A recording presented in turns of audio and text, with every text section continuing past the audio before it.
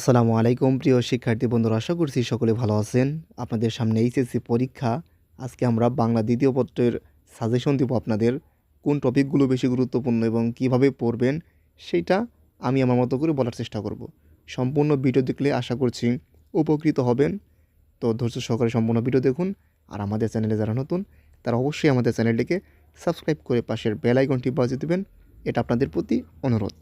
আপনাদের ব্যাকরণের উপর প্রথম যে 30 নম্বর সাধারণত একদমই সহজ। বাংলা নিয়মের বাংলা বানানের নিয়ম এখান থেকে আপনাদের 5 নম্বর, বাংলা উচ্চারণের নিয়ম 5, পদ প্রকরণ মানে কোনটা বিশেষ্য বিশেষণ এগুলো চিনতে হবে, এটাতে 5, বাংলা শব্দ গঠন সমাস প্রত্যয় কিংবা কারক থেকে আসে সেটা হচ্ছে 5, বাক্যের শ্রেণী বিভাগ থেকে 5 থাকবে, প্রয়োগ এবং অপপ্রয়োগ থেকে 5 থাকবে। এই হচ্ছে মোট আপনার 30। এগুলোর জন্য কি পড়বেন? এক কথায় বিগত সালের যেগুলো প্রশ্ন আসছিল সেগুলোই পড়বেন, ব্যাস। আর কিচ্ছু পড়ার দরকার নাই, এটা পড়লেই যথেষ্ট। আপনি বাংলা দ্বিতীয় পত্র যদি গুছিয়ে যদি পড়তে পারেন বা লিখতে পারেন তাহলে নাম্বার পাওয়া কিন্তু একদমই সহজ, মানে একদমই সহজ। এরপর যদি আমরা দেখি ভাব সম্প্রসারণের মধ্যে কোন কোন টপিকগুলো আপনাদের গুরুত্বপূর্ণ। পরিশ্রম সৌভাগ্যের প্রসূতি গুরুত্বপূর্ণ। শিক্ষায় জাতির মেরুদণ্ড অনেকবার এসেছে পরীক্ষায়। সময় ও স্রোত কারো জন্য অপেক্ষা করে না। একতাই বল, দেশপ্রেম ইমানের অঙ্গ, সততায় সর্বোৎকৃষ্ট পন্থা। এই কয়েকটা ভাব সম্প্রসারণ অত্যন্ত গুরুত্বপূর্ণ এবং বিগত সালে বেশ কয়েকবার এই ভাব সম্প্রসারণগুলো এসেছে। সেই জন্য আমরা এগুলো দেওয়ার চেষ্টা করেছি এবং আমরা আশাবাদী এইখান থেকে আপনাদের পরীক্ষায় প্রশ্নে আসবে। তো আপনারা একটা জিনিসে খুবই ভালো লাকি, একদিক থেকে আপনাদের খুব ভালো হয়েছে, কারণ বাংলা দ্বিতীয় পত্রে সাধারণত আমরা দেখি যে যখন এই এসএসসিতে ছিলেন আপনারা তখন কিন্তু 30টা এমসিকিউ ছিল, এর জন্য অনেক পড়তে হতো। আর এখানে কিন্তু অথবা দিয়ে একটা অপশান থাকবে, আপনি একটা না লিখতে চাইলে অন্যটি লিখতে পারবেন। তো আশা করি ভাব সম্প্রসারণ লিখবেন এবং ভাব সম্প্রসারণ 3 পৃষ্ঠা লেখার চেষ্টা করবেন, অন্তত 3 পৃষ্ঠা। আর লেখা যদি খুব ভালো থাকে আর ছোটো থাকে তাহলে 2 পৃষ্ঠা লিখলেও সমস্যা হবে না আশা করছি। তবে ভাব সম্প্রসারণ সাধারণত কি একটু বড় বড় লেখা হলে 3 পৃষ্ঠা লেখার চেষ্টা করবেন, যেহেতু আপনাদের 10 নম্বর থাকে ভাব সম্প্রসারণে। এরপর যদি আমরা দেখি যে আপনাদের বাংলা দ্বিতীয় পত্র সাজেশনের মধ্যে সারাংশ কোনগুলো গুরুত্বপূর্ণ, তো আমরা যদি প্রথমেই দেখি চরিত্র মানুষের শ্রেষ্ঠ সম্পদ, এটা অনেক গুরুত্বপূর্ণ, এটা অনেকবার পরীক্ষায় এসেছে। এরপর হচ্ছে আপনার জ্ঞানী শক্তি, অনেক গুরুত্বপূর্ণ।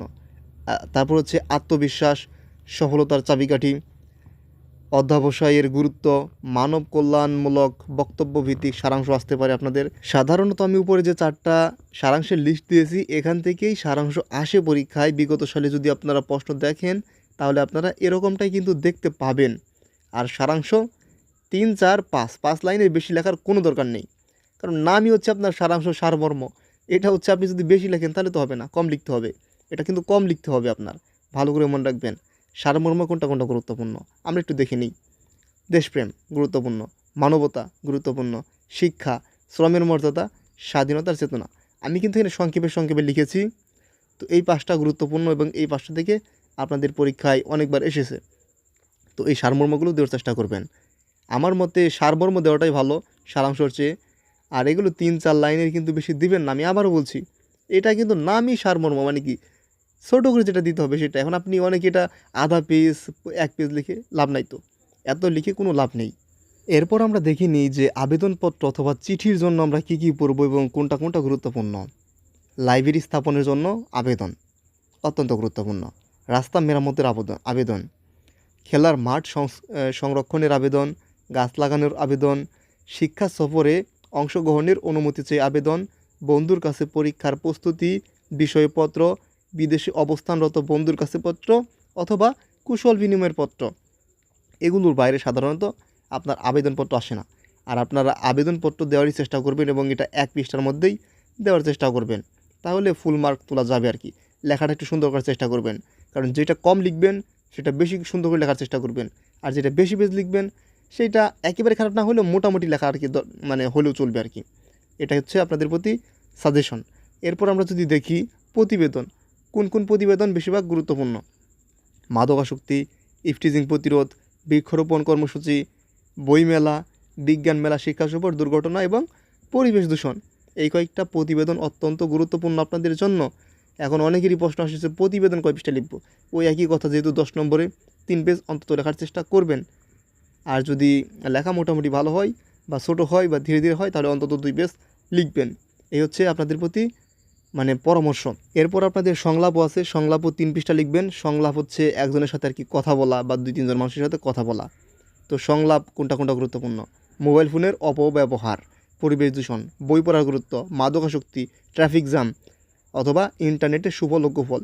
আর এগুলো তো আপনি অনেক কিছু জানি, সেটা আমরাও বানিয়ে লিখেছি, আপনারাও বানিয়ে লিখবেন। আর এটা সম্পর্কে অবশ্যই প্রাথমিক ধারণা থাকতে হবে, না হলে তো বানিয়ে লিখতে পারবেন না, তাই না? তো অন্তত প্রাথমিক ধারণা নিয়ে যাবেন, আর মোটামুটি একটু কিছু জিনিস শিখে যাবেন আর কি, অন্তত একবার হলে দেখে যাবেন। এরপর আমরা দেখি রচনা। রচনা আপনার কোনটা আসতে পারে দেখুন। রচনার মধ্যে যেগুলো গুরুত্বপূর্ণ সেগুলো দিয়েছি, যেহেতু আপনাদের 3-4টা রচনা আসবে, একটা মাত্র লিখবেন, এখান থেকে একটা কমন পড়েই যাবে ইনশাআল্লাহ, আশা করছি। মানব সম্পদ উন্নয়ন, তথ্য প্রযুক্তি, কৃত্রিম বুদ্ধিমত্তা বা এআই, যুব সমাজ ও নৈতিকতা, দেশপ্রেম অত্যন্ত গুরুত্বপূর্ণ। এগুলো থেকে আসবে আশা করছি, এর বাইরে থেকে কিছু আসবে না। এখন পরীক্ষার সামনে আপনাদের বেশি কিছু পড়ার দরকার নাই, যা সাজেশন দিচ্ছি এগুলো পড়ুন, আশা করছি এখান থেকে কিছু না কিছু লিখতে পারবেন। ভালো করে পড়াশোনা করুন। সকলে ভালো থাকবেন, সুস্থ থাকবেন, আর আমাদের চ্যানেলটি সাবস্ক্রাইব করবেন। আসসালামু আলাইকুম।